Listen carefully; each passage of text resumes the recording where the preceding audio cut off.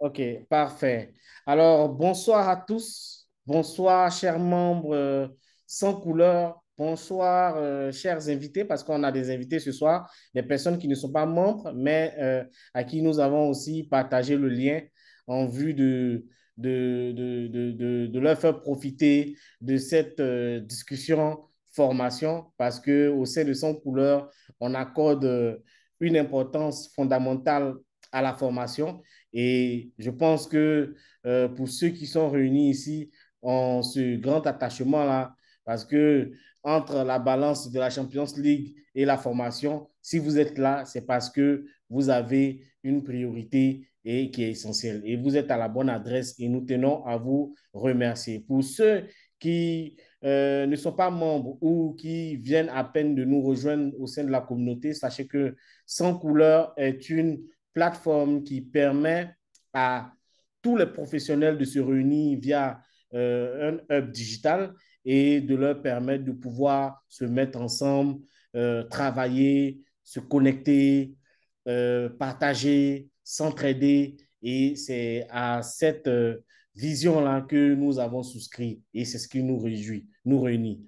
Au-delà de ça, nous avons décidé de faire de l'année 2025 l'année axée sur l'aspect professionnel de notre communauté. Et donc, cette année, il y aura, comme on l'a pu le présenter hier, des rencontres sectorielles B2B. On aura aussi des formations, comme nous sommes en train de le faire ici, en présentiel et sur Zoom chaque semaine. On aura aussi des partages d'expériences. Et donc, cette année, vous serez vraiment comblés à ce niveau-là. Ce que nous faisons, ce n'est pas anodin. Une formation, elle est payante, elle coûte cher et des membres de la communauté acceptent gratuitement, gracieusement de partager leurs connaissances à cette famille-là. Et c'est vraiment un honneur. Donc, nous remercions toutes les personnes qui sont ici présentes. Nous tenons à vous dire merci au nom de la communauté sans couleur. Si vous avez des questions, n'hésitez pas à nous écrire dans le chat et on se fera le plaisir de vous répondre. Sans plus tarder, il est 20h36 et nous allons inviter ici notre hôte, Monsieur Soro Abdoulaye, qui va nous entretenir sur le management de la qualité et sur le thème spécifique de la réalisation en entreprise de l'audit interne et externe selon l'ISO 19011-2018. Donc, quand la tête est là, le genou ne portera pas le chapeau. Nous allons faire place à notre expert pour nous entretenir sur la thématique. Veuillez accueillir, s'il vous plaît, M. Soro Abdoulaye.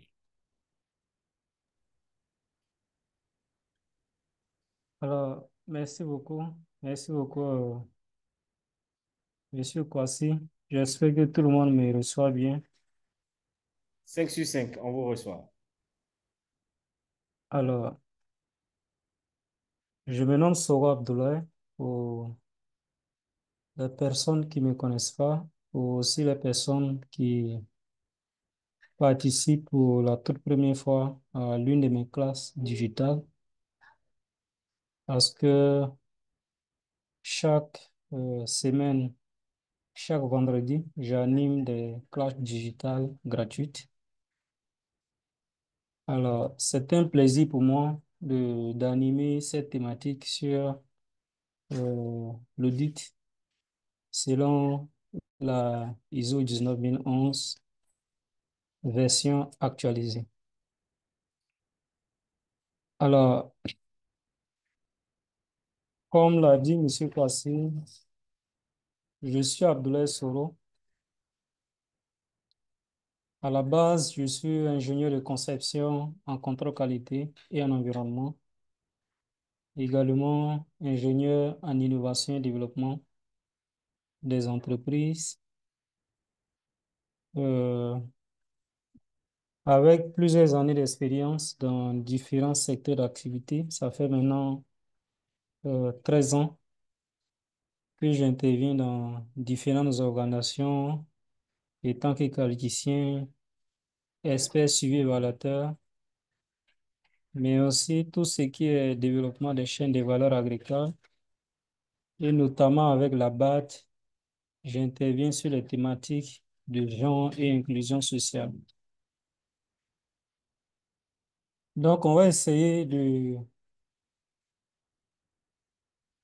vous partager les, les bases sur la réalisation des audits en entreprise, comme le dit la thématique du jour, parce que on entend parler d'audit, par moment on parle d'audit interne, par moment on parle d'audit externe. Souvent on entend parler des diagnostics. Souvent on ne comprend pas, on ne sait pas concrètement de quoi il s'agit. Mais nous, étant qualificants environnementalistes, on sait concrètement de quoi il s'agit lorsqu'on parle d'audit. Alors, avant de parler de l'audit proprement dit, c'est que pour les personnes qui n'ont pas de formation de base étant qualificien, il faut savoir que euh, aujourd'hui, du point de vue international, lorsque je parle du point de vue international, je parle au niveau de l'ISO. Depuis les années 2011, les experts de l'ISO se sont réunis pour élaborer une annexe qu'on appelle l'annexe HLS, l'annexe de haute structure, qui permet d'avoir des normes qui ont la même structure, qui permet d'avoir des normes qui ont le même nombre de chapitres, mais aussi des normes qui sont adossées sur un outil transversal qui est aujourd'hui utilisé dans l'ensemble des secteurs d'activité, qui est la roue de Deming ou encore le cycle PDCA. Et à travers cette annexe-là, vous allez vous rendre compte que la plupart des normes de management ont aujourd'hui le même nombre de chapitres. L'ensemble des normes de management ont le même nombre de chapitres et sont élaborées en suivant le cycle du PDCA, tout simplement pour faciliter le principe d'intégration, c'est-à-dire mettre en place des systèmes de management euh, en utilisant plusieurs normes à la fois, mais aussi ça réduit les coûts de mise en place des systèmes de management, ça réduit les coûts de certification, ça réduit les coûts de réalisation des audits. Alors, vu qu'on parle de l'audit, il faut quand même savoir un audit, on parle de quoi? Il faut savoir que dans la littérature, selon la ISO 19011, dont la dernière version, c'est la version 2018, lorsqu'on parle de 19011, c'est en fait la norme qui définit comment se réalise un audit, quelles sont les exigences auxquelles doit répondre un audit et quels sont les principes dans le cadre de la réalisation d'un audit. Et c'est la norme qui est aujourd'hui en vigueur, qui est la version 2018. Et selon cette norme-là, elle définit l'audit comme un processus méthodique indépendant qui est documenté, qui va permettre d'obtenir des preuves d'objectifs et de les évaluer de manière objective pour vraiment déterminer dans quelle mesure les critères d'audit sont satisfaits. Ça, c'est selon le référentiel que nous utilisons. Aussi, la réalisation et l'atteinte des objectifs de l'audit requiert d'une démarche structurée et la mise en action de différentes techniques pour vraiment réussir l'audit qu'on veut réaliser. Alors, il faut que la séance soit interactive, comme l'a dit M. Kwasi. S'il y a des questions, il faut les noter et on va essayer par la suite d'apporter des éléments de réponse pour éclaircir les uns et les autres sur ces différentes thématiques-là. Alors, sans vraiment trop rentrer dans des technologies vraiment techniques,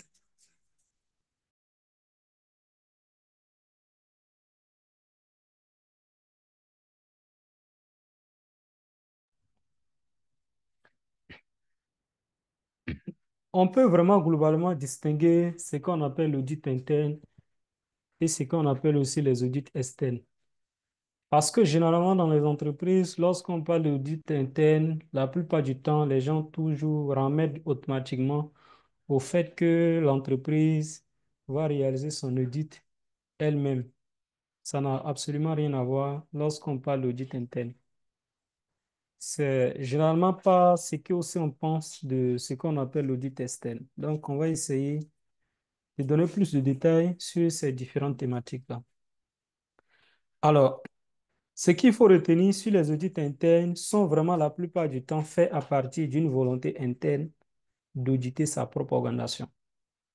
C'est en fait l'entreprise, indépendamment d'un client, qui décide de faire effectuer un audit qu'on appelle interne, même s'il est mené par des auditeurs externes à l'organisation. C'est-à-dire quoi? Moi, aujourd'hui, étant directeur général de la SAIDACI, je veux m'assurer que le système de management de l'environnement de, de mon usine de transformation est conforme aux exigences de la norme de réduction de la pollution environnementale, c'est-à-dire la norme de certification des systèmes de management environnemental, la ISO 14001.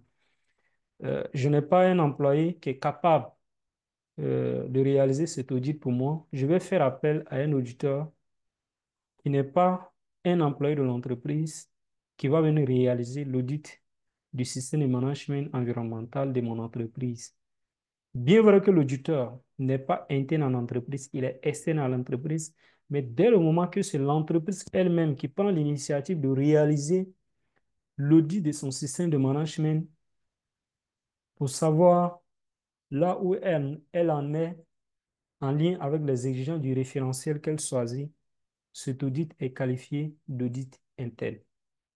S'il faut définir de façon simple, c'est l'entreprise qui prend l'initiative de réaliser l'audit de son système de management conformément au référentiel aux exigences d'un référentiel bien choisi. Ça peut être la norme sur la sécurité santé au travail, par exemple, la ISO 45001.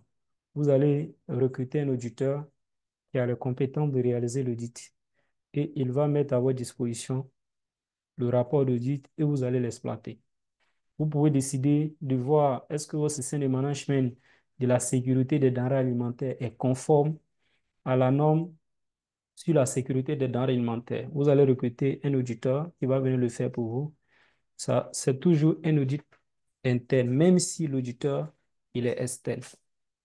Mais quant à l'audit de certification, qui est aussi appelé l'audit externe, c'est vraiment des audits qui sont particuliers, par, qui permettent en fait, et réalisés par un organisme tierce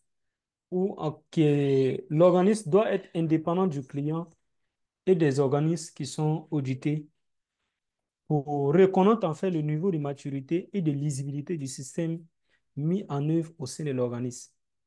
Ils sont conduits par des auditeurs qualifiés par des organismes certificateurs. Cela veut dire quoi? Aujourd'hui, votre client peut décider, par exemple, de, d'auditer votre système de management. Le client va faire appel à un auditeur qui va venir évaluer votre système de management. Celui-ci peut être qualifié d'audit, est qualifié d'audit externe. C'est votre client qui vient vous auditer. Si vous voulez vous assurer que votre système de management est conforme à un référentiel en vue d'avoir une reconnaissance externe. Parce qu'aujourd'hui, qu'est-ce que vous constatez? La plupart des entreprises dans la communication vont dire, OK, nous sommes certifiés ISO 9001, nous sommes certifiés ISO 14001. Pour avoir cette certification, il faut faire appel à un organisme qui a la capacité de réaliser cet audit-là, qu'on appelle généralement des organismes euh, certificateurs. Dans ce cas-là, on parle d'audits de certification qui sont en réalité des audits externes. Alors, mais il faut quand même faire la différence entre ce qu'on appelle l'audit et ce qu'on appelle le diagnostic. Parce que lorsqu'on en démarche qualité et qu'on est en train d'accompagner des entreprises dans la mise en place de leur système de management de la qualité conformément au référentiel de certification, on est généralement confronté à, à, à ce problème-là. Soit on fait un diagnostic soit on fait un audit. L'audit peut être interne, l'audit peut être externe.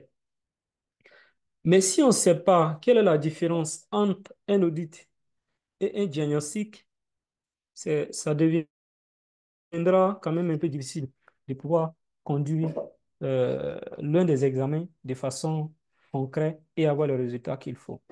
Donc, on va essayer de vous expliquer les différences entre ces deux éléments-là. Alors, lorsqu'il s'agit de réaliser l'audit, c'est vraiment déjà un examen méthodique et normalisé. C'est-à-dire, il y a une méthodologie qu'il faut suivre et il faut un référentiel qui cadre, qui réglemente comment l'audit doit être réalisé, notamment la norme ISO 19011, qui va vous dire comment l'audit doit se réaliser, mais aussi, vous devez avoir un référentiel auquel vous comparez le système de management de l'entreprise. Et lorsqu'il s'agit du diagnostic, le diagnostic, par contre, c'est vraiment un examen spécifique à un expert. C'est-à-dire, pour réaliser le diagnostic d'une entreprise, il y a plusieurs outils qu'on peut utiliser. Donc, en fonction des objectifs qu'on va atteindre en réalisant l'audit, le diagnostic, l'expert va choisir sa méthode de réalisation du diagnostic. Il peut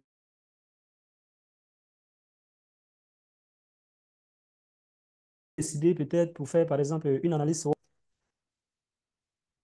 qui permet de faire un diagnostic de l'entreprise dans sa globalité. On peut faire, par exemple, une analyse PESTEL. Tout ça, ce sont les outils de diagnostic des organisations.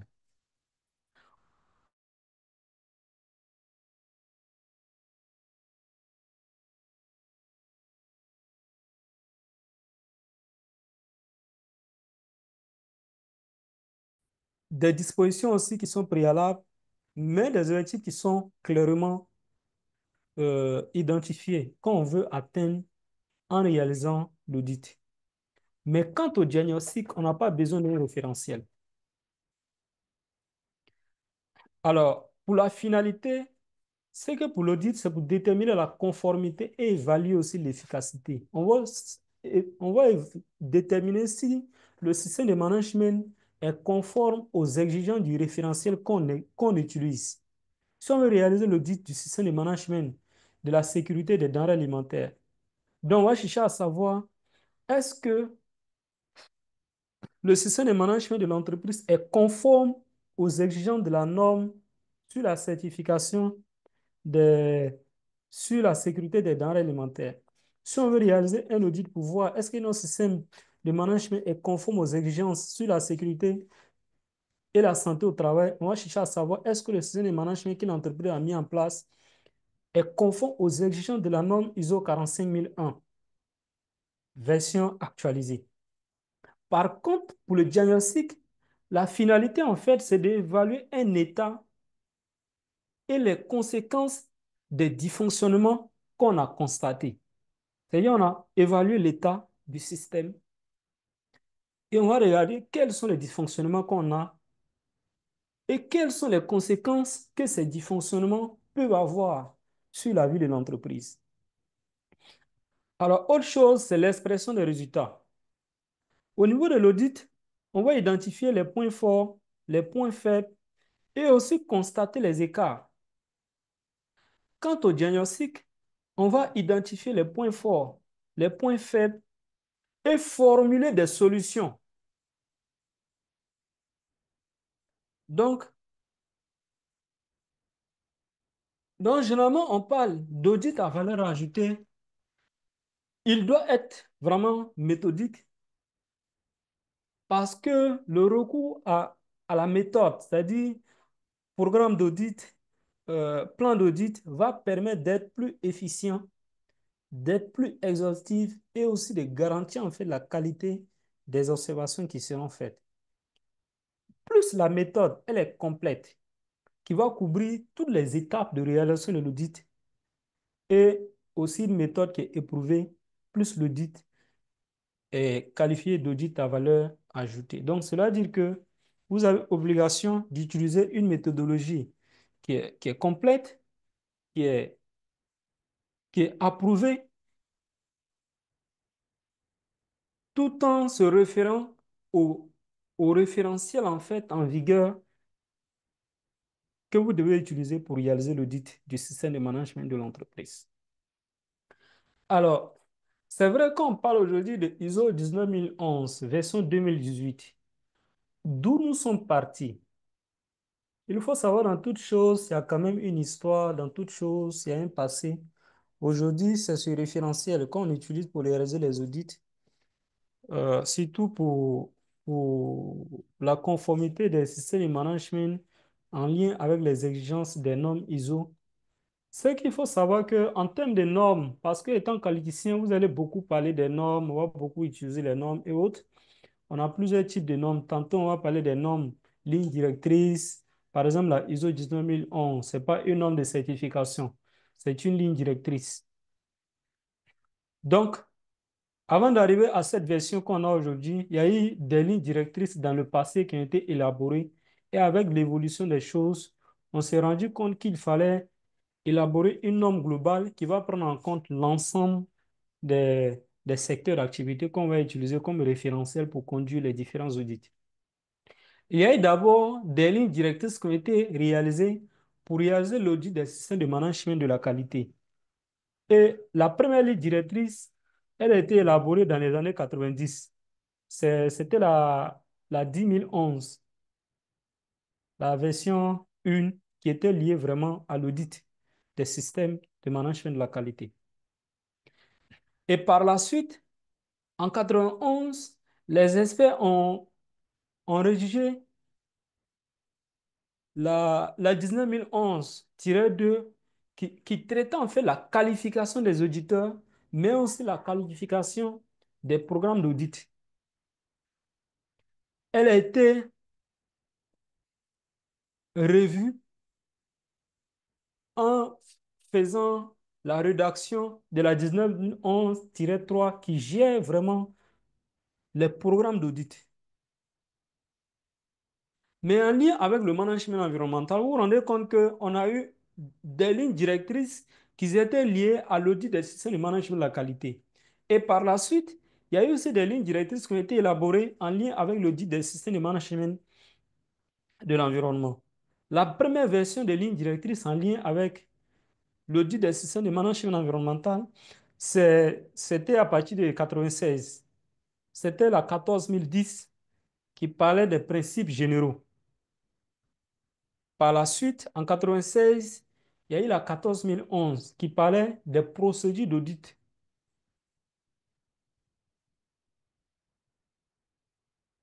Il y a eu aussi la 14012 qui traite la qualification pour les auditeurs. Mais à partir des années 2002, on s'est rendu compte que au lieu d'avoir des lignes directrices pour chaque secteur d'activité, si on a une ligne directrice pour le management de la qualité, on a une ligne directrice pour le management de la sécurité et santé au travail, on a une ligne directrice pour le management environnemental et autres, tout ça, ça devient plus difficile pour les experts, ça devient plus fatigant pour les entreprises. Donc, il faut élaborer une ligne directrice qui va gérer l'ensemble des audits des systèmes de management, qui va gérer l'audit de tous les systèmes de management. C'est là qu'est venue l'idée d'élaborer la 19011. Et c'est à partir de 2002 que la première version ou encore la première édition a été élaborée et elle traitait uniquement les exigences et principes pour l'audit des systèmes de management de la qualité et de l'environnement. En 2011, elle a été améliorée au lieu qu'elle soit spécifique à la qualité et l'environnement, elle a été orientée en prenant en compte tout ce qui est système de management. Et la version qui est actuellement utilisée, elle gère vraiment de façon globale tout ce qui est principe, tout ce qui est conduite des audits des systèmes de management. Et c'est cette version qui est la troisième édition qui est utilisée aujourd'hui, qui est la norme ISO 19011 version 2018. Alors, il faut préciser, cette norme, c'est une ligne directrice. Ce n'est pas une norme de, de certification. Elle vous dit quels sont les principes qu'il faut respecter lorsqu'on doit réaliser un audit. et comment l'audit doit être réglé. C'est ce que la norme vous dit, mais ce n'est pas une norme de certification. Elle vous donne des lignes directrices qu'il faut suivre pour conduire convenablement un, un audit. Alors, cette norme, en fait, elle est constituée de 7 chapitres. Comme toutes les normes, hein, parmi ces 7 chapitres, vous avez les 2 premiers chapitres qui traitent en fait les généralités et les 5 autres chapitres qui traitent convenablement la thématique en bonne et due forme. Le premier chapitre de la norme traite le domaine d'application. Et par la suite, c'est des références normatives. La norme se réfère à quelle norme? Le deuxième chapitre va traiter des termes et des définitions sur la conduite des audits. Quand vous allez prendre la norme, au besoin, la norme, c'est vrai, les normes de l'ISO sont payantes, mais étant consultant, j'ai pas mal de normes. Je pourrais mettre à votre disposition ce référentiel-là pour ceux qui veulent approfondir leurs connaissances sur la norme. Alors, le chapitre 4 traite les principes de l'audit. En termes d'audit, il y a 7 principes qu'il faut respecter. Le chapitre 5 traite le management d'un programme d'audit. Le chapitre 6 traite la réalisation d'un audit. Et le chapitre 7 traite les compétences et l'évaluation des auditeurs. Pour dire qu'on ne se lève pas un matin pour dire que je suis auditeur. Il faut avoir certaines compétences pour être un auditeur. Donc, on va déjà parler des principes pour la réalisation des audits. Il y a 7 principes. Le premier principe, en fait, c'est la déontologie. Il y a la déontologie de l'audit à laquelle il faut se conformer. Le deuxième principe, c'est le principe de la restitution impartiale. Il faut être en mesure de rendre les résultats de l'audit sans prendre parti. Parce que vous êtes, même si c'est un audit externe, c'est un client qui va vous solliciter pour aller réaliser l'audit du système de management, peut-être de son partenaire. Il faut être en mesure de ne pas prendre parti entre celui qui vous a commandité et l'audité que vous êtes allé auditer. Donc, il y a vraiment le principe de la restitution impartiale. Si vous savez que vous ne pouvez pas être impartial dans la restitution, il faut mieux ne pas s'engager dans la réalisation de l'audit. Le troisième principe, c'est le principe de la conscience professionnelle, qui est aussi un principe à réaliser, à respecter lorsqu'il s'agit de réaliser un audit. Le quatrième principe, c'est le principe de la confidentialité.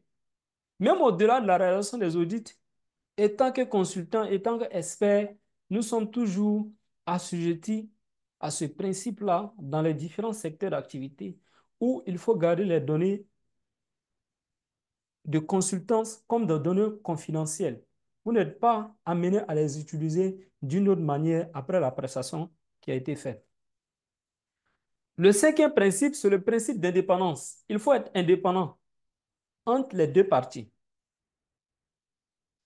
Ne pas se laisser influencer. Et vous savez, c'est une pratique à laquelle nous sommes toujours confrontés pendant les audits en entreprise. Tantôt, on va chercher à te corrompre, tout ça, mais étant qu'un professionnel de l'audit, il faut s'assurer à se conformer à ce principe-là. Le sixième principe, c'est le principe d'approche fondée sur la preuve. Avant d'affirmer quelque chose, il faut s'assurer d'avoir les preuves nécessaires pour justifier cela. S'il faut noter une non-conformité, il faut s'assurer d'avoir les justificatifs nécessaires pour illustrer cette non-conformité. Et le dernier principe de l'audit, c'est l'approche par les risques. C'est aussi une approche de management qui est très importante, qui est très intéressante, que je pense qu'on pourra approfondir dans une thématique autre aussi très intéressante. Alors, je vais essayer de donner quelques explications sur peut-être 2 principes Le principe de la déontologie, c'est-à-dire c'est vraiment un concept qui est vaste, car derrière le mot, il se cache plusieurs concepts qui sont déjà relatifs déjà à la façon de travailler des auditeurs, l'éthique personnelle des auditeurs, mais aussi la capacité professionnelle à réaliser la mission. Par exemple, il y a 3 semaines de cela, j'ai été réaliser l'audit industriel d'une entreprise. Mais lorsqu'on réalise, on devait aller réaliser l'audit, je me suis rendu compte que dans mon équipe d'auditeurs, il y avait un auditeur qui, qui était carrément familier avec tous les cadres de l'entreprise qu'on partait auditer. Vous voyez? Et après la réunion de cadrage, il est sorti automatiquement du cadre professionnel de l'audit qu'on vient pour réaliser. Et j'ai compris tout de suite, si je ne le recadre pas dès maintenant, à la sortie de la réunion de cadrage, les résultats d'audit qu'on va proposer, ce sera des résultats qui seront biaisés. Parce qu'au départ, il ne s'est pas conformé à ce principe-là. Et si je n'ai pas pris le soin de le recadrer, étant chef de mission, mon résultat allait être faux. Et ça allait créer des problèmes entre le client d'audit et l'audité. Le principe de la restitution impartiale, c'est vraiment se dire que je suis obligé de rendre compte de manière sincère et précise des résultats. Il y a aussi le principe de la conscience professionnelle. C'est vraiment l'attitude diligente et avisée qu'il faut avoir au cours de l'audit. Donc, il convient que les auditeurs agissent en accord avec l'importance des tâches qu'ils réalisent et la confiance que leur ont accordé le client de l'audit et les autres parties qui sont intéressées. Parce que la qualité essentielle pour réaliser leur tâche avec la conscience professionnelle va résider dans la capacité de rendre des décisions avisées dans toutes les situations de l'audit. Le quatrième principe, qui est le principe de la confidentialité, c'est vraiment la sécurité de l'information. Le principe 5, l'indépendance, c'est-à-dire le fondement de l'impartialité, de l'audit et de l'objectivité des conclusions de l'audit. C'est vraiment être indépendant. L'approche fondée sur la preuve, comme je l'ai dit, la méthode rationnelle pour parvenir à des conclusions d'audit fiables et reproductibles dans un processus d'audit systématique. Et là, c'est devenu même une exigence dans la norme ISO 9001. L'approche fondée sur les preuves. Je dirais, c'est l'une des exigences, c'est l'un des principes même du management de la qualité. Ceux qui connaissent les 7 principes du management de la qualité, l'approche fondée sur les preuves fait partie des principes de la qualité.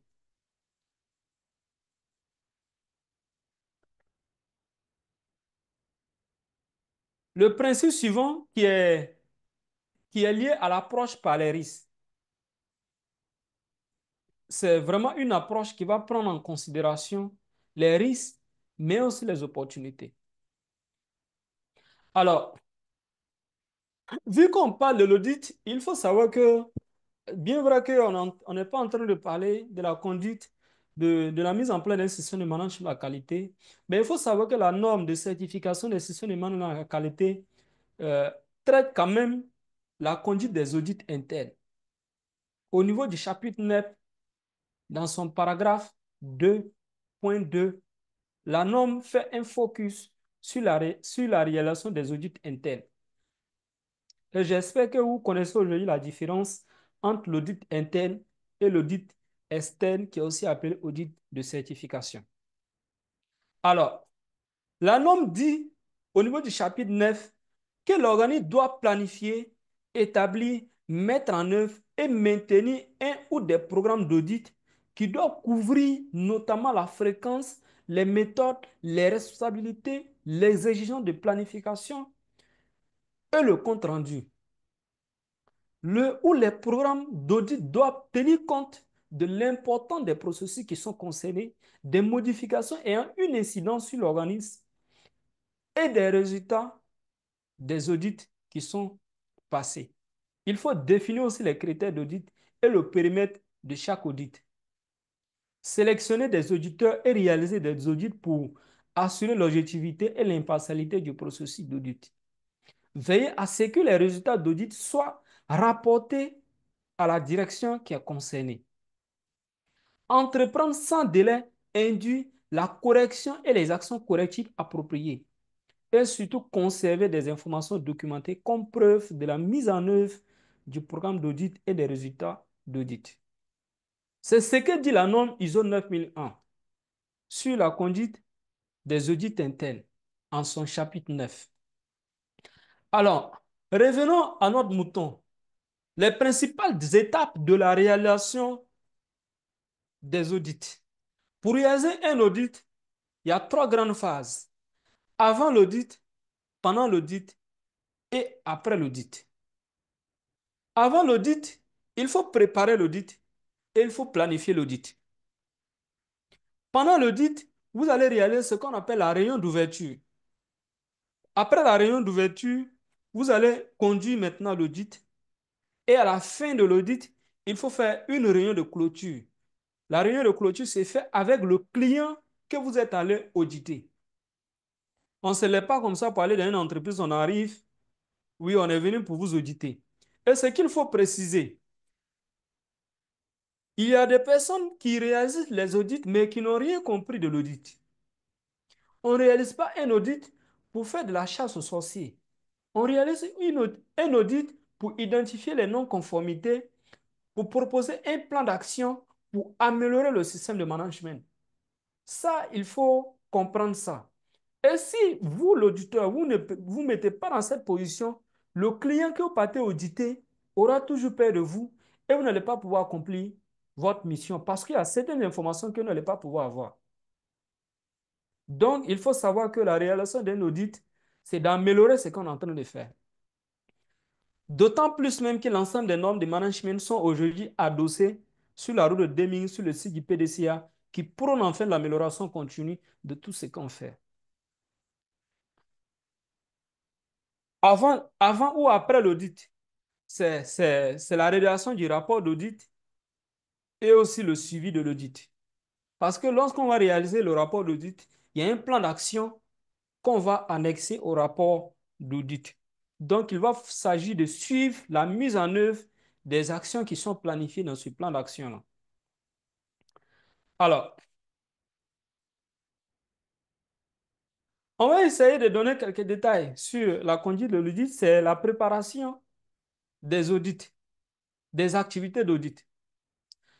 C'est-à-dire la préparation de l'audit, c'est vraiment une phase qui est très sensible. Si vous n'avez pas réussi cette phase-là, c'est difficile de réussir en fait votre audit. C'est comme pour un technicien de laboratoire. S'il a raté son échantillonnage, son résultat d'analyse qu'il va donner, les résultats seront faux. Donc, c'est une étape pour laquelle il convient de consacrer du temps. C'est le moment aussi de se rendre compte s'il y a des différences, de différer l'audit en fonction de la maturité du système de management, du processus mis en jeu, ou au contraire de le déclencher au plus tôt. Alors, on va parler de définir les objectifs, le cadre et les critères de l'audit. Lorsqu'on parle des critères de l'audit, c'est de prendre en compte la référence par rapport à laquelle la conformité est évaluée. Vous voulez réaliser, par exemple, moi je suis membre d'un groupe technique de rédaction des normes ISO pour la certification des ressources en bambou et la restauration des forêts. Donc, si il s'agit d'aller certifier une forêt qui appartient à quelqu'un, on ne peut pas aller prendre la norme sur la certification des ressources en bambou. On va plutôt prendre la norme sur la certification de quoi? Sur la certification des forêts à base de bambou. Donc, il faut bien choisir le référentiel en question. Si c'est la certification du système de management environnemental, vous allez prendre ISO 14001, la version actualisée. Si c'est sécurité et santé au travail, vous allez prendre ISO 45001 par exemple, version actualisée. Il y a aussi le cadre de l'audit. Il faut mesurer les mesures et frontières d'audit qui sont à prendre en compte. C'est-à-dire les lieux et les unités qu'on va auditer. Par exemple, j'étais dans un centre de recherche dans le temps qui avait plusieurs départements. Par moment, l'entreprise euh, commandite un audit interne, par exemple, pour le département environnement, par exemple. Donc, l'auditeur externe qui vient pour réaliser l'audit interne pour l'entreprise vient auditer uniquement le système de management du département environnement. Par moment, on commandite un audit interne à un auditeur externe. Il vient auditer le système de management du département aliments, par exemple. Donc, il faut bien définir le cadre de l'audit. Par la suite, il faut vérifier les instructions du demandeur de l'audit et valider avec les auditeurs. Qu'est-ce qu'il veut qu'on fait pour lui? C'est-à-dire la norme, les spécifications contractuelles, la législation et autres exigences. Il faut les identifier. Et au niveau du cadre de l'audit, on va chercher aussi à avoir les activités qu'il faut couvrir dans le cadre de l'audit. À titre d'exemple, l'audit que j'ai fini il y a 3 semaines de cela, c'était uniquement sur les équipements industriels de l'entreprise et sur les infrastructures, tout ce qui est bâtiment, administration, donc tout ce qui est finance, les états financiers, la gestion du personnel, tout ça, ce sont des choses qui n'étaient pas prises en compte. Donc, il fallait bien définir ce cadre-là afin de me permettre de réaliser l'audit comme il faut. Alors, la réalisation du plan d'audit, c'est-à-dire le plan d'audit décrit de manière indicative, mais explicite la façon dont l'audit va se dérouler. Donc, généralement, en particulier dans le cadre de l'audit complet d'un organisme, ce plan va comprendre l'intitulé de l'audit, qui est généralement négocié entre les différentes parties. Un rappel du processus de l'audit qui est présenté dans la réunion d'enclenchement à la charge du responsable de l'audit, c'est-à-dire le chef de mission de l'audit. Une présentation aussi par l'organisme, c'est-à-dire le directeur, les représentants de la direction, le chef de projet, de l'état du système de management, de la politique, qu'elle soit qualité, environnement, sécurité et autres, de la conduite des projets. Moi, par exemple, lorsque je dois aller auditer une entreprise conformément à un référentiel, je leur demande, avant même d'aller, de me déplacer pour aller, je demande à l'entreprise de me partager tout ce qu'elle a mis en place comme procédure, comme documentation et les rapports d'audit précédents que l'entreprise a à disposition. Et cela me permet d'avoir une visibilité sur ce que je vais vous faire. Et ça me facilite les choses. Et les choses deviennent plus faciles pendant la réunion d'ouverture et la conduite de l'audit devient plus facile et ça permet de tomber à un consensus à la fin de l'audit. Il faut une présentation par l'auditeur plus précise, soit du système de management, soit de la prestation, soit de la conduite du projet qui est concerné. Parce que quand vous allez arriver, on dit l'étranger à beau de gros yeux, il ne peut pas voir plus clair que les habitants du village. Donc, lorsque vous partez, c'est de chercher déjà à comprendre les processus. Vous voyez, après la réunion d'ouverture, il faut que l'auditeur vous présente son système, l'ensemble de ces processus qu'il vous présente de façon détaillée. Et là, ça va dépendre de vous aussi. Si vous avez bien préparé votre audit, il va savoir que ce n'est pas une chasse aux sorciers et il sera plus ouvert à coopérer avec vous. Alors, dans la préparation, il y a pas mal de documents qu'il faut préparer, hein. C'est vrai, on va choisir le référentiel, mais le référentiel que vous allez choisir, le référentiel va contenir des exigences. Donc, les exigences dans ce référentiel-là, vous allez les ressortir pour élaborer ce qu'on appelle une checklist. C'est-à-dire, c'est les bases, l'ensemble des exigences du référentiel avec les seuils d'acceptabilité. Vous allez formuler un guide d'entretien avec les thèmes, la norme, les lignes directrices qui sont concernées, mais aussi vous avez besoin des anciens rapports d'audit qui ont été réalisés avant l'audit que vous partez réaliser. Alors, pour élaborer le plan d'audit, ce n'est rien d'autre que le QQO-QCP que vous allez utiliser. Vous allez chercher à savoir qui est concerné. C'est-à-dire le client, l'audité, l'auditeur. Quels sont les processus et activités qu'on va auditer? Quels sont les critères qui sont concernés? Le quand, quelle est la période de réalisation de l'audit? Le où, c'est le lieu où on va réaliser l'audit. Le comment on va réaliser l'audit, le temps et le coût alloué à la réalisation de l'audit et quelle est la finalité? Pourquoi on veut réaliser l'audit? En répondant à l'ensemble de ces questions, ça vous permet d'élaborer votre plan d'audit. Alors, en termes de méthodologie et de démarche, on peut essayer de résumer cette préparation d'audit qui est en fait l'œuvre de l'auditeur qui a été choisi. Elle implique de définir le champ, le périmètre et le cadre de l'audit et ses finalités. Définir aussi les objectifs de l'audit. Que cherche-t-on à faire de cet examen? Fixer la date d'audit quand? Constituer l'équipe d'audit et définir aussi la mission. C'est-à-dire dans chaque membre de l'équipe, quel est son rôle dans l'équipe? Analyser les documents qui sont concernés. Il s'agit d'en effectuer une lecture rapide afin de s'imprégner du sujet. C'est pour ça que j'ai dit qu'il est important de demander au client, à l'audité, de vous partager en amont certaines documentations dont vous avez besoin d'exploiter avant de vous rendre sur le site. Examinez les problèmes décelés lors de l'audit qui est déjà passé. Vous avez reçu un rapport d'audit précédent. Il y a des problèmes qui ont été décelés. Vous allez les examiner. C'est la liste quelles sont les listes, la liste des actions correctives, l'historique des résultats, les relances, les rapports d'audit précédents. Vous allez consulter tout ça. Et vous allez réexaminer les exigences de la norme pour établir un plan d'audit avec l'ensemble des activités à auditer, la chronologie, les personnes que vous voulez rencontrer, la façon à ce que tout soit clair, de façon à ce que tout soit clair d'emblée pour tout le monde.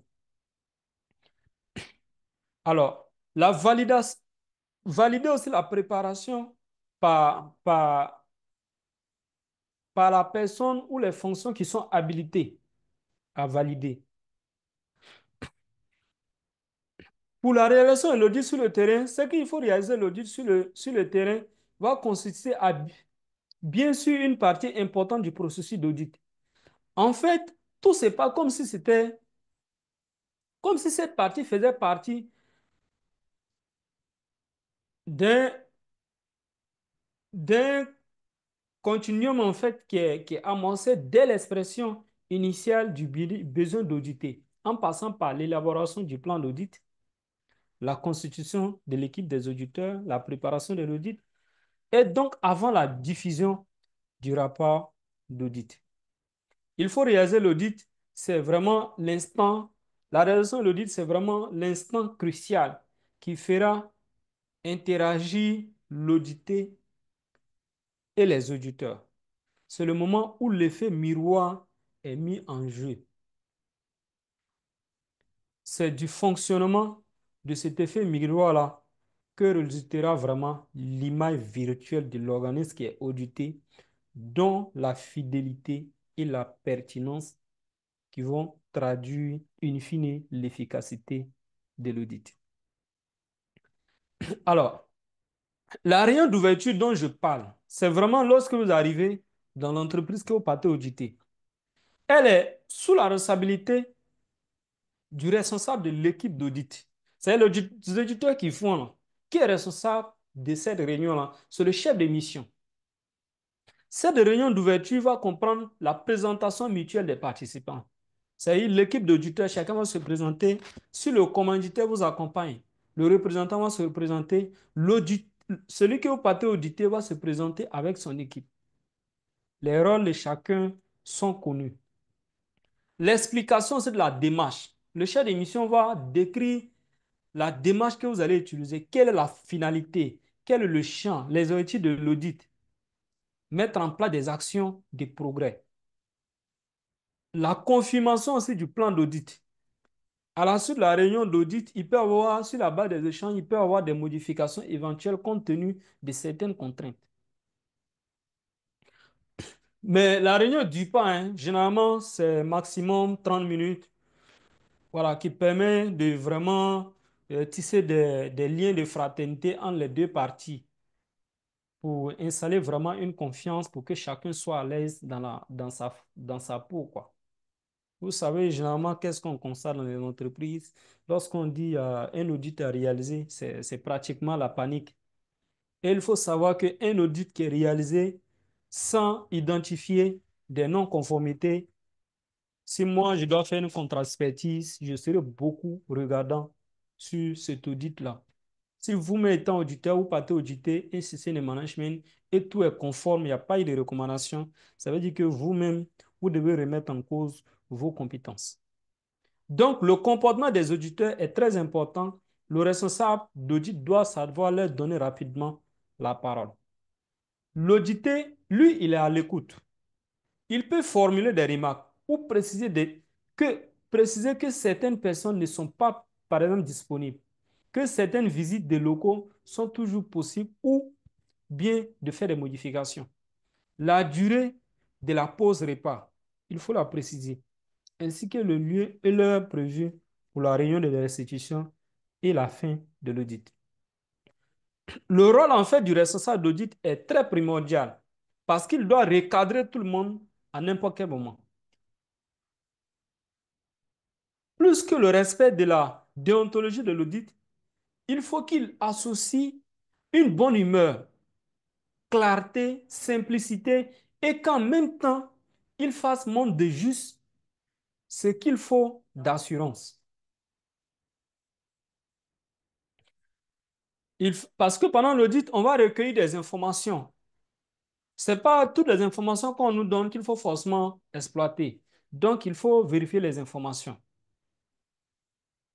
Ça peut se faire de différentes façons et auprès de différentes sources, telles que les entretiens, les observations d'activité, de l'environnement et des interfaces entre les fonctions, les documents, par exemple, les procédures qui ont été documentées, les instruments, les licences, les permis, les enquêtes statistiques, par exemple. Donc, on va réaliser des, les entretiens. Pendant les entretiens, vous avez ce qu'on appelle la technique d'entonnoir. C'est-à-dire vous posez des questions en suivant une logique. L'écoute active, c'est-à-dire qui est une technique aussi de communication qui doit être utilisée lors de l'audit. L'entretien, c'est vraiment un échange. C'est de donner des questions qui sont ouvertes, qui donnent la parole à l'audité et ne doivent pas influencer les réponses. Il y a la prise de notes aussi qui est importante. Il s'agit d'enregistrer les informations recueillies. Ces notes vont servir d'input pour la rédaction du rapport d'audit. Alors, en termes de questions d'audit à poser, il y a 5 principaux types de questions. Déjà, il y a la question ouverte. Les questions ouvertes, c'est des questions qu'on fait, qu'on pose, dont l'audité a la latitude de donner des explications. Vous avez aussi les questions fermées. Les questions fermées, généralement, c'est des questions en suivi évaluation. Quand on parle des questions fermées, c'est des questions où on répond par oui ou par non. Parce que vous voulez avoir une précision sur une information bien précise. Il y a les questions aussi orientées. Vous voulez orienter votre collègue de données vers certaines informations. Vous voyez? Il y a les questions aussi d'investigation. Pour pousser les réflexions, parce que l'auditeur peut donner des informations qui ne semblent pas être claires. Donc, vous pouvez poser des questions d'investigation pour s'assurer que ce qu'il dit, c'est vraiment une information à prendre. Et la dernière catégorie, c'est les questions de clarification. Peut-être qu'ils ont dit des choses, vous voulez vous assurer que vous avez bien cerné, vous pouvez poser une question de clarification. Donc, voilà un peu ce qu'on a voulu vous présenter ce soir. Si vous avez des questions, il faut les poser. On va essayer d'apporter des éléments de réponse. Merci à tout le monde. Alors, merci à Monsieur Soro pour cette très, très, très belle présentation, très claire, très explicite. Donc, chers participants, Monsieur Soro est là. Il nous a donné ce soir une très belle formation sur la thématique, comme promis. Alors, est-ce que des membres ont des questions? Vous n'avez qu'à lever la main et on vous passera la parole pour poser des questions spécifiques. S'il y a des thèmes que vous n'avez pas bien compris ou il y a des aspects sur lesquels vous souhaitez qu'on revienne, bien évidemment, M. Soro se tient disponible. Il faut dire que c'est un thème très technique.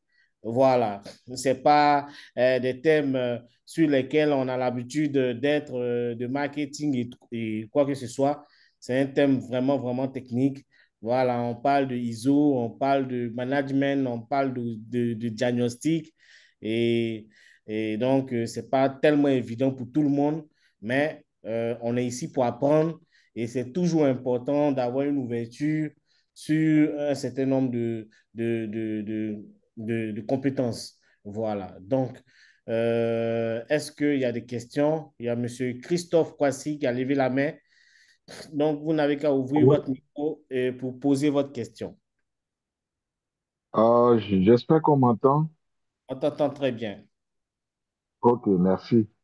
Je veux déjà remercier M. Soro pour la présentation, la formation.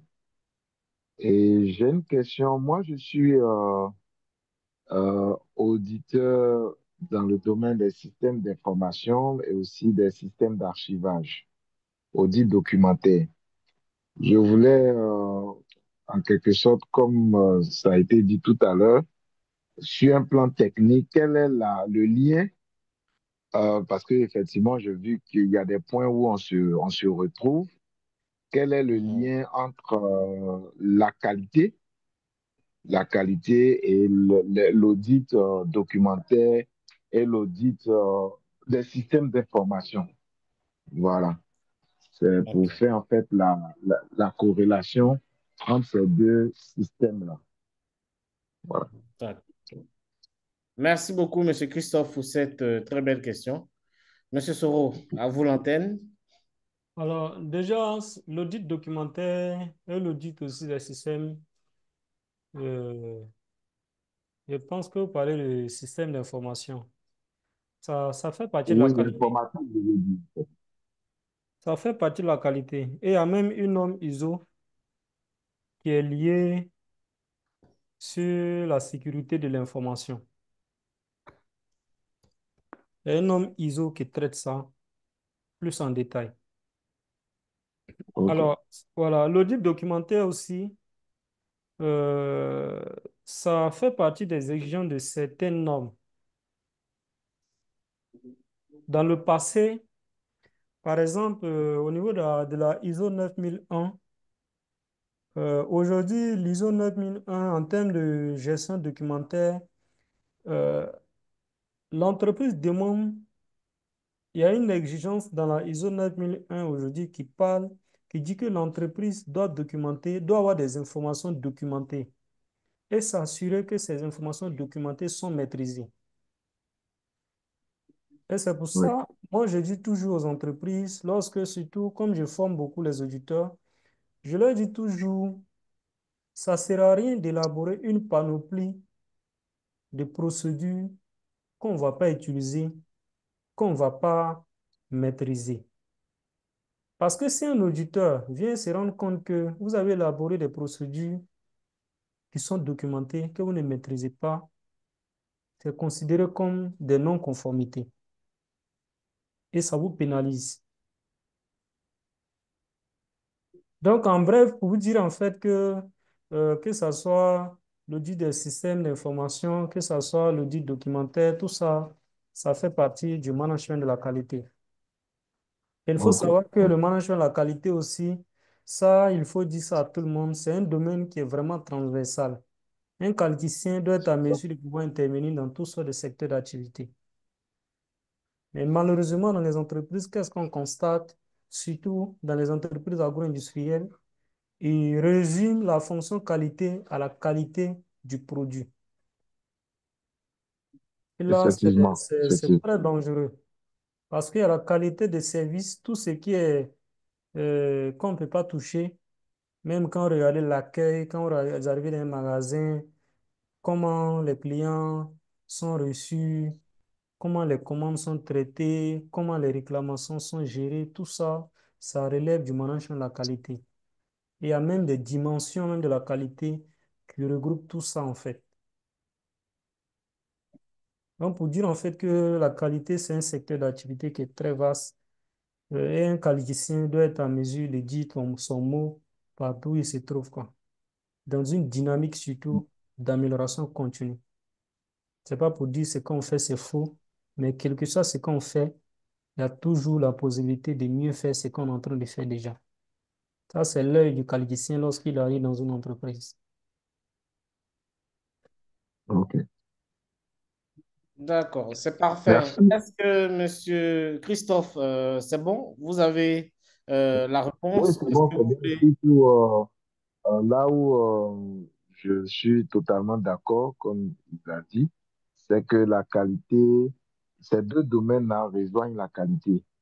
Voilà. Et il faut pas, dans un audit de la qualité, il faut pas seulement se figer sur, par exemple, le produit. Il y a plusieurs éléments qui vont permettre de pouvoir, en quelque sorte, dire que tout va bien. Voilà, même la documentation, l'accueil, et donc, effectivement, les systèmes d'information et documentaire rentrent effectivement dans le système de la qualité. Donc, pour moi, c'est bon. Merci. Ok, c'est parfait, c'est parfait. Donc, merci, Monsieur Soro, d'avoir répondu assez promptement à notre frère Christophe Kwasi. Il y a Monsieur Jean-Michel Touré qui souhaite intervenir. Donc, vous pouvez lever, ouvrir votre micro et poser votre question, Monsieur Jean-Michel Touré. D'accord, merci. Moi, c'est Jean-Michel Touré, donc je suis récemment membre. Alors, merci à M. Soro pour sa présentation. Et mes questions, du coup, j'ai trois questions. Donc, la première, c'est de savoir plus ou moins euh, à quel moment une entreprise se dit qu'il faut se faire certifier. Donc, je dis ça pour une entreprise lambda. Bon, voilà, moi, j'ai une entreprise de BTP. À quel moment je me dis que moi, je dois me faire certifier? Ça, c'est la première question. Et deuxième, en fait, c'est de savoir, euh, donc quand je décide de me faire certifier, comment je sais bon, après, je sais que pour les experts, c'est plus facile, mais comment moi je sais, c'est quel référentiel sur lequel je dois m'appuyer pour me faire certifier. Donc, à savoir, est-ce que c'est une norme ISO 9000, bon, je sais pas, 9015, je sais pas moi, mais vraiment dans ce sens-là, savoir quelle est la norme que je dois utiliser. Et puis la troisième, c'est vraiment une question de sémantique. Euh, à quel, à quel point près on fait la différence entre euh, la démarche qualité et puis, un service de qualité. C'est-à-dire, c'est vrai que je fais la démarche qualité, je fais la démarche qualité, mais est-ce que mes services sont de qualité ou est-ce que mes produits sont de qualité? Donc, c'est quoi la différence que vous faites à ce niveau-là? Merci. Merci. Donc, ça fait trois questions. Donc, Jean-Michel, tu vas rester avec nous et puis on va aller question par question pour éviter que on se perde. Donc, tu vas répéter la première question. Il va répondre ensuite la deuxième question, ainsi de suite. D'accord. Hmm. Donc, Donc, la première. la première question, voilà, c'est de savoir à quel moment une entreprise décide de se faire certifier. C'est ça. OK. Monsieur Soro. D'accord. Déjà, il n'y a pas de moment précis de se faire certifier. Mais avant qu'une entreprise s'engage, parce que la relation, il y a ce que nous on appelle la gestion d'un projet. S'engager dans une démarche de certification du système de management, c'est un projet. Parce que c'est budgétivore. Et ce n'est pas en un mois qu'on réalise. Généralement, moi, je conseille aux entreprises de le faire dans minimum 8 mois. Vous voyez, la démarche va prendre minimum 8 mois. Maintenant, pour décider de faire certifier le système de management, il faut répondre à certaines questions. Est-ce que c'est une exigence de nos clients? Qu'est-ce que cela va nous apporter? C'est quel est l'objectif?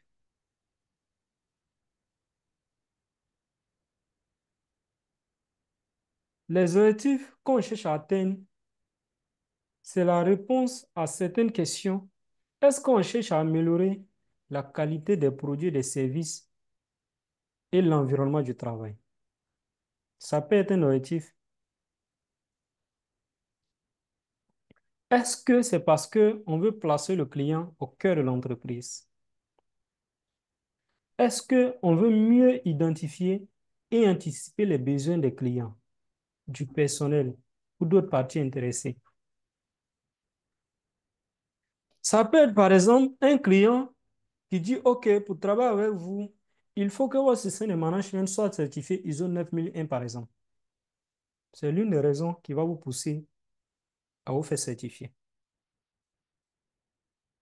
D'accord?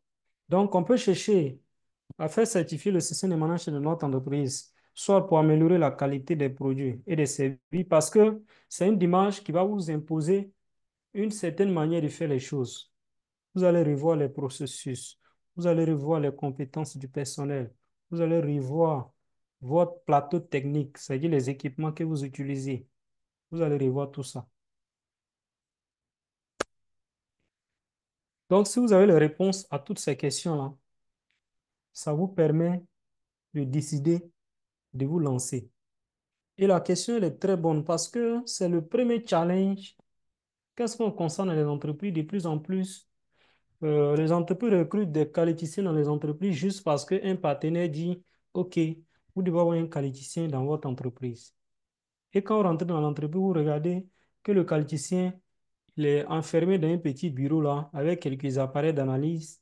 Il se limite seulement à l'analyse des produits, notamment dans les entreprises agroalimentaires. Mais il n'y a aucun système de management qui est mis en place. Et rares sont les entreprises aujourd'hui, les directeurs d'entreprise qui prennent l'initiative de s'engager. Et la mise en place du système de management de la qualité, ça va nécessiter des ressources financières. Ça peut nécessiter même le recrutement d'autres compétences. Vous voyez? Donc, le pourquoi on fait certifier le système de management, si le pourquoi n'est pas bien présenté, vous n'allez pas voir l'intérêt de vous engager dans une démarche de certification. Mais ce qu'il faut retenir, ce n'est pas parce que euh, qu'on ne met pas en place un système de management pour forcément avoir une certification. Ça, il faut retenir. Par exemple, l'entreprise que je dirige, le système de management n'est pas certifié ISO 14001 ni ISO 9001. Mais nous avons mis en place notre système de management de la qualité et de l'environnement conformément aux exigences de ces référentiels-là. Parce que on veut améliorer la qualité des produits, on veut améliorer la qualité de nos services, on veut placer, on veut être à l'écoute du client, on veut se démarquer de la concurrence, on veut instaurer un climat de confiance. Donc, avec ces objectifs que nous avons, ça nous impose de nous engager dans une démarche de mise en place du système de management, de la qualité, de la sécurité santé au travail, mais aussi de l'environnement. Même si l'objectif final pour nous, ce n'est pas de faire un audit de certification pour le moment. Oui, un peu non. Je crois que c'était la première question. La deuxième question, c'était quoi? D'accord. Alors, la deuxième question, c'était de savoir comment se détermine en fait le référentiel sur lequel on va se faire certifier. C'est-à-dire, est-ce que ça dépend du type d'entreprise, du secteur d'activité dans lequel on est? Non, non, ça dit, c'est... les référentiels sont connus, hein. C'est vrai, en science, je suis en train de parler des normes ISO, des normes ISO. Il y a des types de normes, même il y a des normes nationales. Quand on voit dans le domaine du cacao, par exemple, souvent on parle des normes RS 1000. Il y a une nouvelle norme qui est en train d'être implémentée par le Conseil Café Cacao. Je crois qui est confié au BNA, je crois. Souvent, vous allez entendre parler de Global Gap pour les exportateurs de produits frais, de la mangue par exemple, qui veut aller sur le marché européen. Vous êtes obligé d'avoir cette certification. C'est-à-dire, sur la base de votre besoin, sur quoi est-ce que vous voulez certifier votre système de management de la qualité? Si oui, c'est ISO 9001 que vous allez utiliser. Est-ce que c'est une certification sur la sécurité santé au travail? C'est-à-dire, est-ce que vous voulez améliorer la prise en compte de la sécurité santé au travail au sein de votre entreprise? Si oui, vous allez utiliser la norme qui va avec. C'est la 45001. L'actuelle version qui est utilisée, c'est la version 2018. Est-ce que vous voulez certifier votre système de management pour réduire la pollution environnementale? Vous allez utiliser la ISO 14001 par exemple. Est-ce que vous voulez certifier votre système euh, pour la prise en compte de, de peut-être la sécurité santé? Non, la sécurité des denrées alimentaires par exemple. Vous allez utiliser la norme qui va avec. Ça dépend de pourquoi vous le faites certifier le système. Selon quoi? En fonction de selon quoi vous le faites certifier, il y a un référentiel qui correspond.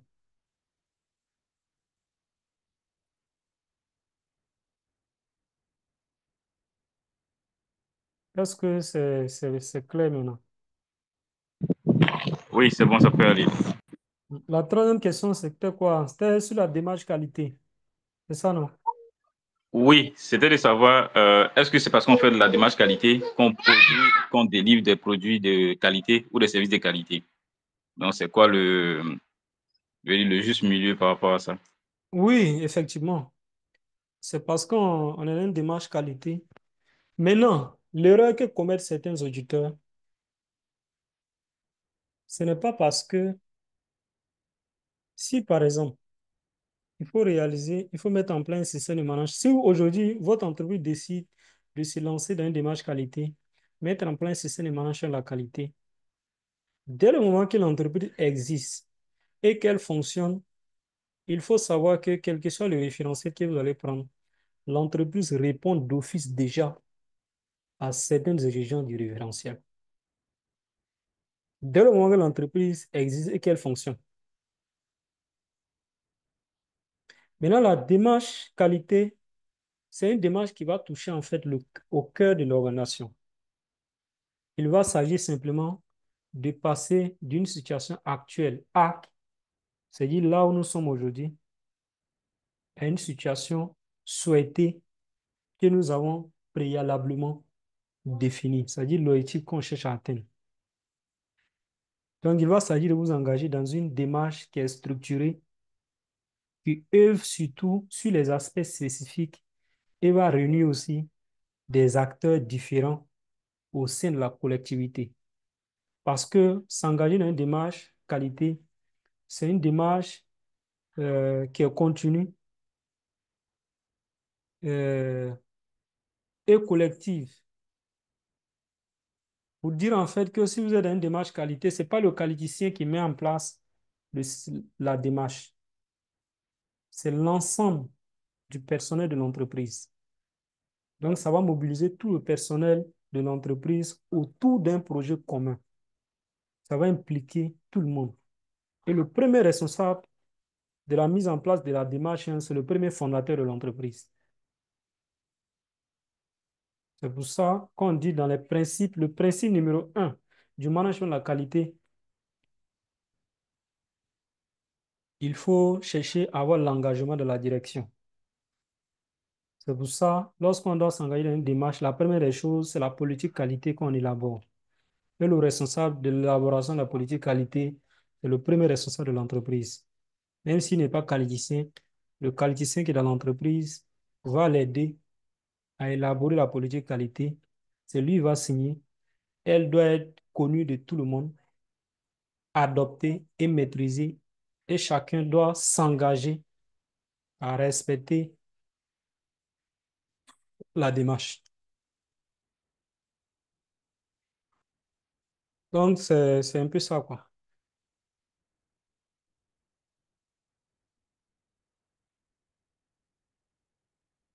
Est-ce qu'il y a une autre question? Merci formateur, si je peux. Oui, Oui, allez-y. allez-y. D'accord. Encore merci pour cette belle présentation. J'aimerais demander à vous, formateur, pour nous qui souhaitons amorcer cette carrière d'entrepreneur, quels conseils vous pouvez nous donner en tant que euh, formateur en matière d'audit et aussi savoir la mise en place, par exemple, pour la certification audit de qualité, ça peut prendre combien de temps en termes de durée? Voilà un peu ma question à deux faces. Merci. Bon, déjà, en termes de conseils, moi, je dis toujours aux gens, la qualité n'a pas de prix. C'est la non-qualité qui coûte extrêmement cher aux entreprises. Si vous avez compris ça, vous savez, est-ce qu'il faut s'engager dans une démarche qualité ou est-ce qu'il ne faut pas s'engager dans une démarche qualité? Si vous voulez vous lancer en entrepreneuriat, il faut s'engager dans une démarche qualité. Pas forcément dans un premier temps de chercher à certifier votre système de management de la qualité. Et d'autant plus, je vous le dis, même si je ne dois pas le dire étant auditeur, je connais des entreprises dont les systèmes de management de la qualité ne sont pas certifiés, mais qui sont plus efficaces que certaines grosses entreprises de la place qui ont des systèmes de management de la qualité qui sont certifiés. Je vous le dis aujourd'hui. Donc, vous avez votre petite entreprise, il faut mettre votre système de management adapté à votre entreprise, prenant en compte les réalités de votre secteur d'activité. Maintenant, quand il s'agit de s'engager dans une démarche de certification du système de management, c'est un processus qui part de 8 mois à 1 an parce que c'est un projet. Vous allez réaliser le diagnostic. Le diagnostic va élaborer un plan d'action qu'il faut mettre en œuvre. Vous allez constituer une équipe projet qui est pilotée par un responsable parce que ça va nécessiter de recruter une compétence dans l'équipe qui maîtrise la norme en question. Si c'est qualité, ça sera notamment le responsable qualité qui va chapeauter en fait le projet. Vous allez sensibiliser, informer et sensibiliser l'ensemble du personnel pour avoir leur implication. Vous allez vous engager maintenant à l'élaboration de la documentation qui y va avec, telles que les procédures, les plans d'action, les outils de collecte des données, ainsi de suite. Lorsqu'on finit de concevoir, c'est-à-dire dans la phase là, il y a la partie diagnostic, il y a la partie conception du système de management. Vous allez élaborer les procédures, les outils de collecte des données, les moyens de contrôle. Vous allez évaluer les compétences. Est-ce que vous avez toutes les compétences en interne? Est-ce qu'il faut renforcer les capacités du personnel qui est là pour qu'il soit opérationnel? Ou soit est-ce qu'il faut recruter du personnel additionnel? Donc, ça va nécessiter de mettre en place un plan de renforcement des capacités. Il faut le suivre, il faut le mettre en œuvre. Donc, c'est pratiquement On peut élaborer le système en 2 mois, et dès qu'on finit, c'est pas là qu'il faut commanditer l'audit de certification. Il faut mettre en œuvre le système sur une certaine durée et avant même d'appeler l'auditeur certificateur, il faut réaliser ce qu'on appelle un audit à blanc. Vous allez recruter un autre auditeur qui va lui évaluer votre système qui est différent de l'auditeur qui vous a accompagné à mettre en place le système. Sur la base de lui, ses observations, vous allez savoir est-ce que vous êtes suffisamment prêt pour appeler l'organisme certificateur. Parce que si eux viennent et qu'on n'est pas conforme aux exigences de la norme, vous les avez payés, vous allez reprendre encore. Donc, il faut s'assurer d'être suffisamment prêt. C'est pour ça, moi, je conseille toujours, après avoir fini d'élaborer le système, quand on a fini d'élaborer le système, il faut maintenant l'implémenter si au minimum 8 mois avant d'appeler un organisme certificateur qui va venir auditer. Si vous êtes conforme, vous allez avoir le certificat de conformité.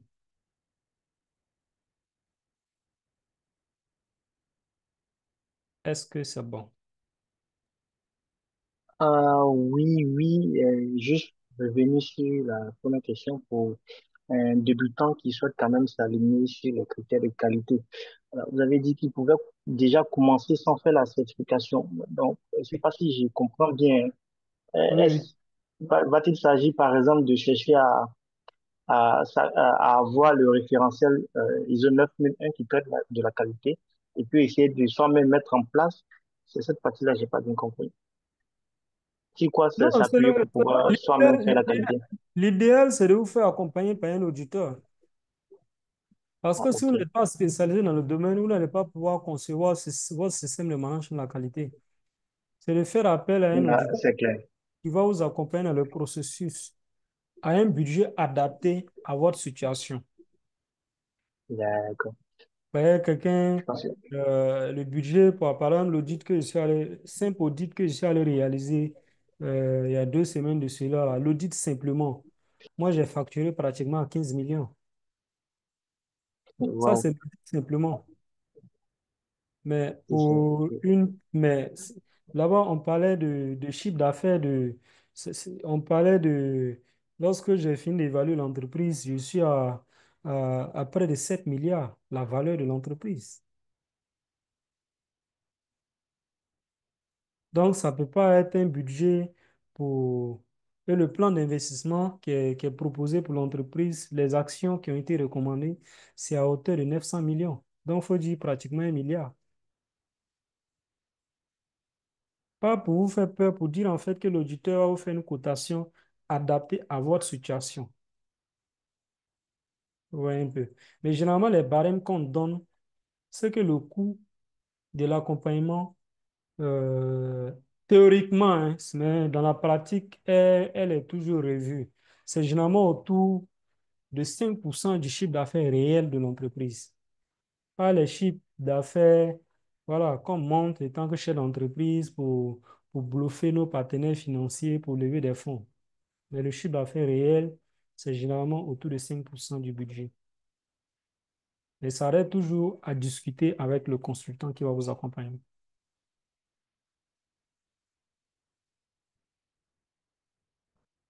Est-ce que c'est bon à ce niveau? Oui, largement, largement satisfait. Merci Mm. de l'informateur. Maintenant, si vous ne voulez pas aussi faire appel au service d'un auditeur pour vous accompagner, vous pouvez par exemple suivre une formation sur la gestion de, des projets de mise en place des systèmes, quoi, et puis vous-même vous implémenter. Surtout qu'on est en début, on n'a pas suffisamment de ressources pour se permettre certains luxes. Donc, il faut procéder par certaines voies. La finalité, c'est de mieux faire sa chose, quoi. D'accord. Moi, Super. moi, je recommande plus cette approche. Ok, ok. Mm. Merci encore. C'est bon pour moi. Je suis satisfait de vos différentes réponses. OK.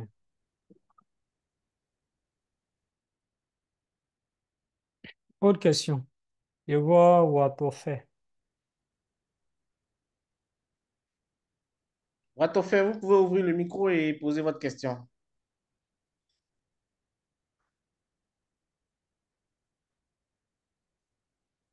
Allô? Oui, Oui, allez. allez-y. Ah, ok. Bonsoir à tous. Merci déjà pour la qualité de la présentation. Bon, je vais dire qu'il y a certaines de mes questions qui ont déjà eu réponse après l'intervention de mes prédécesseurs. Néanmoins, j'ai encore trois questions. Ok, allez-y. Déjà, la première, c'est savoir, est-ce qu'une entreprise étatique peut prétendre à une normalisation? Déjà, je dis oui. Et par exemple, la direction des marchés publics est certifiée ISO 9001. La direction Ok, générale des marchés publics de Côte d'Ivoire est certifiée ISO 9001. Aujourd'hui, je crois hier, le CHU de Trècheville, non?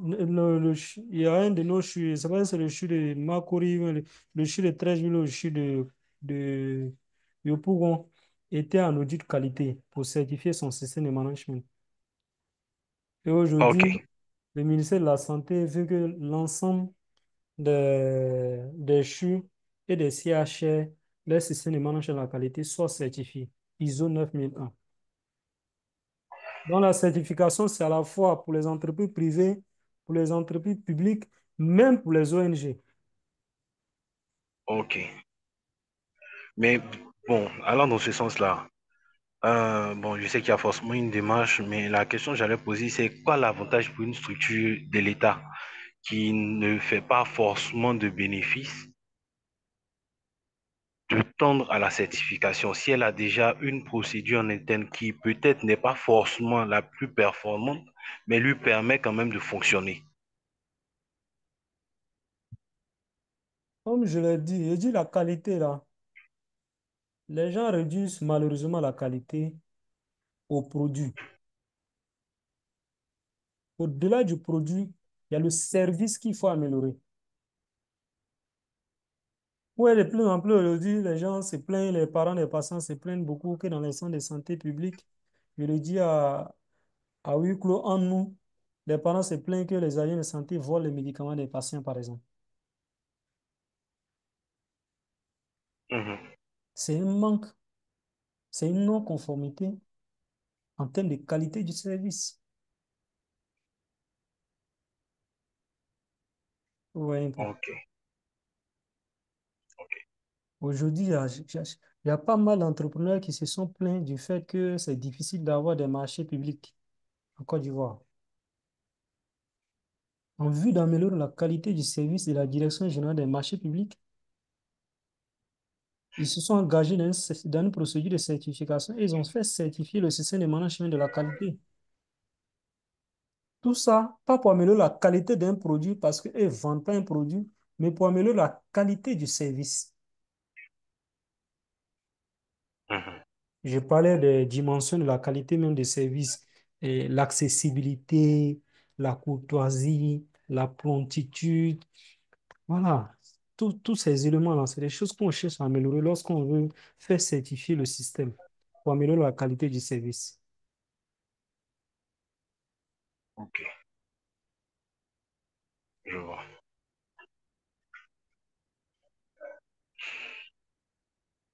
D'accord, c'est bien noté, c'est bien noté. Maintenant, je vais juste passer à la dernière question. Ok, allez-y. On va supposer, après une mission d'audit, il y a Hmm, plusieurs insuffisances qui sont identifiées au sein de la structure. Donc, vous faites des recommandations. hmm, Mais on sait aujourd'hui que chez nous en Afrique, là, surtout dans les structures de l'État, il est très difficile de penser même à des renforcements de capacités du personnel hmm. pour mille et une raisons. Donc, dans le cas de figure où on détecte certaines insuffisances qui demandent des renforcements de capacités ou d'autres mécanismes, déjà, ma première question, c'est savoir comment impulser le changement de comportement, que ce soit au niveau managérial qu'au niveau opérationnel, pour espérer une amélioration de la qualité de prestation. Principe numéro un, le leadership. OK? Et la démarche de mise en place d'un système de management de la qualité La première étape, c'est l'engagement de la direction.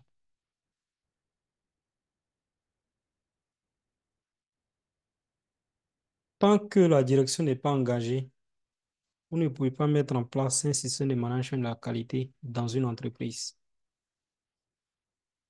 C'est pour cela. Et tant qu'un qualicien, la première des choses, c'est de chercher à avoir l'engagement du premier responsable du service.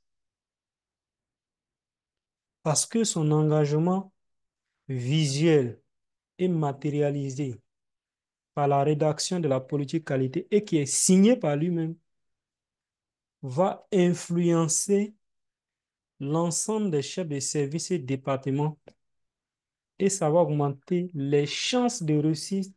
Statistiquement, on parle de 10% déjà. Quand vous avez l'engagement à la direction déjà, vous avez déjà plus de 10% de chances de réussir. C'est le premier challenge d'un qualificien pour mettre en place la démarche dans l'entreprise, c'est l'engagement de la direction.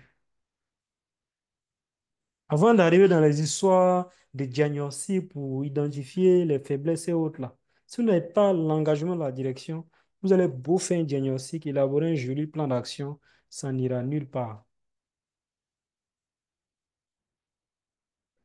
Et je pense que, je ne sais pas si vous avez suivi la partie, les principes de l'audit, l'impartialité. L'auditeur, quand il vient pour faire son audit là, lui aussi il est évalué, hein. Lui aussi il est évalué. Il ne vient pas pour regarder que non, c'est un ministère, c'est une ONG. Non. Est-ce que vous êtes conforme à telle exigence, oui ou non? Ça s'arrête là. Parce qu'il est impartial, il est indépendant. Et il y a la déontologie, la conscience professionnelle.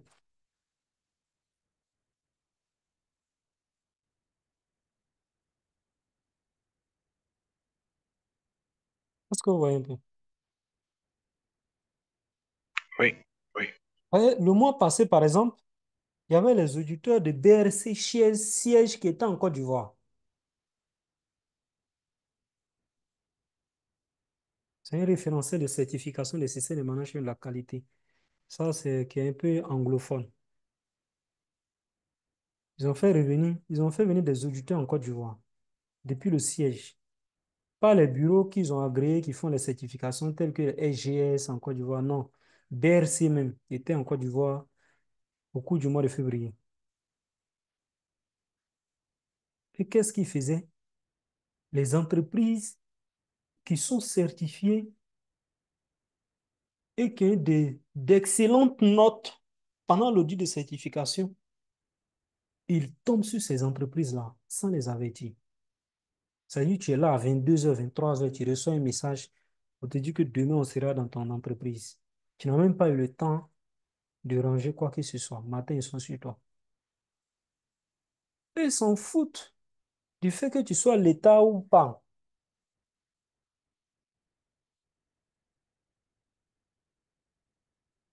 Est-ce qu'il y a autre question?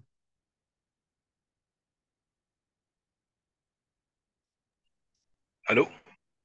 Oui, Oui, allez-y. en fait, c'est toujours dans la suite de la question que je viens de poser. Bon, après, on peut avoir l'engagement du pôle managérial, mais au niveau de la mise en œuvre des stratégies ou des orientations des Mm. auditeurs, au niveau opérationnel, on n'arrive pas forcément à suivre.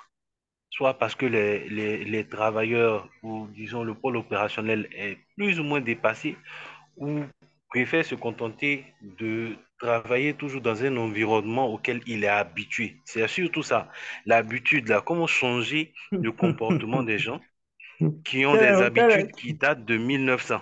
Écoutez-moi, quel est votre nom? Bossou, Watofe, Monsieur nom de Bozou. famille Bossou, yes.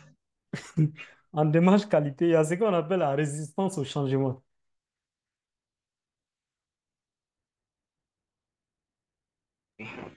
Vous voyez, Mhm. mon premier poste de responsable qualité que j'ai occupé, j'étais encore très jeune, à l'âge de 24 ans. Et je devais mettre en place le système de management. dans une entreprise où j'étais déjà le plus jeune parmi les cadres de l'entreprise. Et une bonne partie des chefs de service, c'est des gens qui ont fait la vieille école. Ils avaient près de 30 ans, 35 ans d'expérience, qu'ils étaient à la retraite, que le PDG allait chercher pour venir. C'est-à-dire ces personnes-là. L'outil informatique même ne dit absolument rien.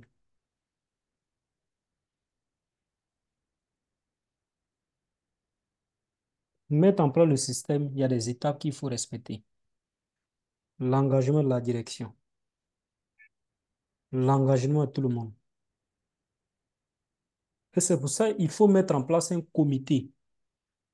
Ne réfléchissez pas pour dire que c'est vous étant qualifié, vous allez mettre en place. Tant que vous mettez dans cette position-là, vous allez vous retrouver en train de courir derrière les gens. Et c'est l'erreur que commettent assez d'auditeurs et ils vont échouer dans leur mission. Vous êtes le manager de la mise en œuvre de la stratégie. Il y a une équipe qu'on met en place qui est présidée par qui? Par le chef de l'institution ou son représentant. Et c'est pour éviter ce que vous venez de dire là, la résistance au changement, qu'il faut avoir un représentant de la direction dans ce comité-là. Parce que vous mettant responsable qualité, chargé qualité, tout ça, avec tous les pouvoirs qu'on vous donne, il sera difficile pour vous d'influencer sur ces personnes-là.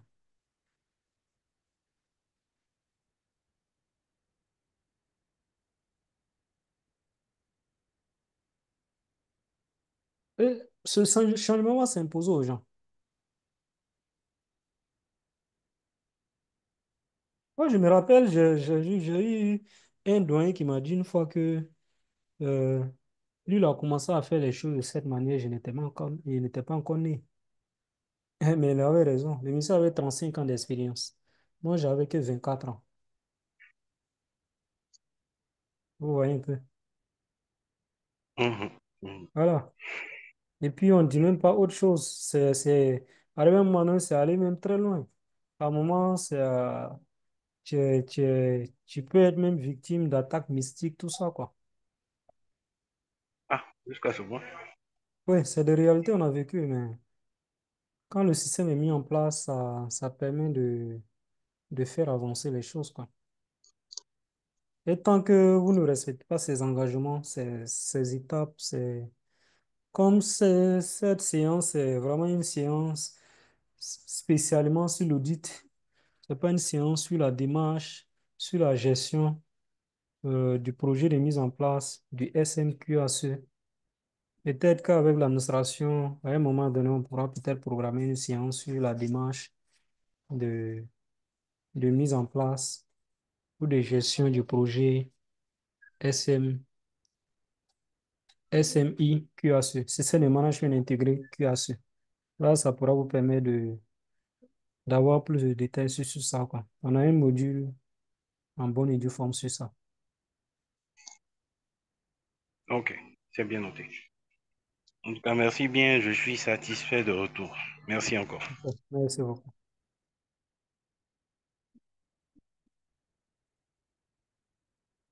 Alors, formateur, pardon, si j'ai encore la possibilité, s'il n'y a pas quelqu'un d'autre qui vient intervenir, Ok, allez-y. merci. Alors, c'est pour nos petits frères qui peut-être souhaitent s'orienter dans le même domaine que vous en termes de parcours scolaire, professionnel, c'est quoi il faut suivre comme formation, comme cursus pour pouvoir devenir demain un auditeur? C'était ça la question. Bon, déjà, être auditeur, il n'y a pas de parcours particulier, hein. Pour être auditeur, il faut, il y a la certification sur les normes ISO. Il faut faire certifier ses compétences selon. Il y a la certification des compétences. Au-delà de la certification des systèmes de management dont on parle, il y a la certification des compétences. Et nous-mêmes, au cabinet qu'on lance, c'est les certifications ISO. C'est de faire certifier ses compétences. Soit vous faites certification lead implementer, c'est-à-dire responsable de mise en œuvre. vous savez élaborer un système de management de la qualité, vous savez l'implémenter. C'est bon. Vous pouvez faire certifier vos compétences sur ça. Ou soit vous pouvez faire la certification de compétences lead auditor, c'est-à-dire vous voulez être auditeur. Ça aussi, il y a un cursus pour ça. Oui. Par exemple, on a des auditeurs comme ça, ils n'ont que des bac+2, mais ils ont fait certifier leurs compétences selon ISO 9001 ouais, étant auditeur, ouais, ISO 45001 étant auditeur. Quand il y a des missions d'audit, on les envoie. Ils vont faire les audits, bien vrai qu'ils ont que des BTS. Mais si il faut être, vous voulez être un auditeur chevronné, pour un petit frais, moi je le conseillerais de commencer dans un premier temps par... C'est plus bon pour les personnes qui ont fait, par exemple, agroalimentaire. Parce que agroalimentaire, il y a option contrôle qualité. Vous avez un BTS en agroalimentaire, option contrôle qualité. Vous pouvez exercer le travail d'agent de maîtrise contrôle qualité, mais vous n'êtes pas auditeur. Vous pouvez par la suite continuer avec un cycle ingénieur en contrôle qualité. Vous devenez ingénieur contrôle qualité et par la suite, vous faites certifier vos compétences par ISO, par un organisme certificateur de l'ISO, en tant qu'auditeur ou un lead implémentaire. Là, vous devenez un auditeur chevronné, quoi. C'est-à-dire, quand vous partez par exemple dans une entreprise agro-industrielle, par exemple, vous maîtrisez depuis le bas le travail que les agents de maîtrise font, vous maîtrisez ce que les ingénieurs qualité font, vous maîtrisez, et vous maîtrisez encore les exigences de la norme. Donc, vous devenez, c'est difficile que les gens vous bloquent, quoi. D'accord.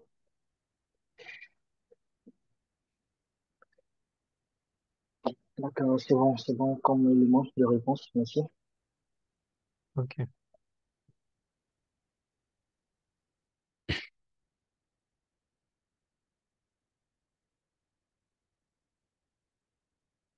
Monsieur Kwasi, est-ce que s'il n'y a pas autre question, Alors, c'est on va... parfait. Merci à tous. Merci, Monsieur Soro. Merci vraiment de nous avoir entretenus pendant près de 2 heures. On a commencé à 20h30 et il est 22h16. On a tenu notre pari et je pense que Monsieur Soro a pris la peine de répondre à toutes les interrogations de nos membres. Alors, nous allons lui dire merci.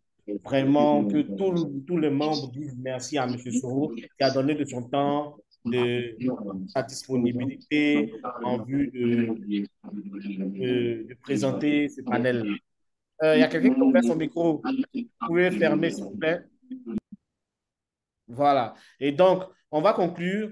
Voilà, on va conclure ce panel-là. Grand merci à M. Soro. M. Soro, on va vous laisser juste le temps de dire un au revoir au panel. Et puis, si vous avez quelque chose à mentionner comme mot de fin ou donner vos adresses ou partager une information capitale aux membres, alors vous avez cette lucane-là. D'accord, merci, merci à tout le monde.